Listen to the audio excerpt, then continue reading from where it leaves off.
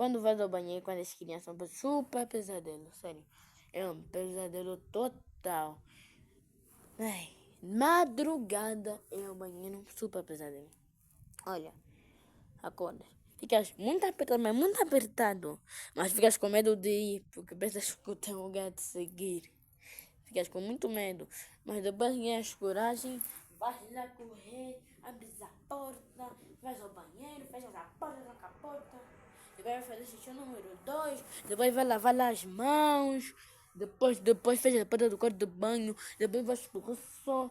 Pede que toma criatura a vir, te observar. Afinal chega. É ninguém.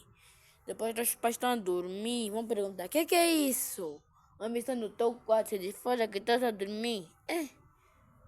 Nada. Dormir mesmo. Mesmo ir ao banheiro de madrugada é um pesadelo. Nada.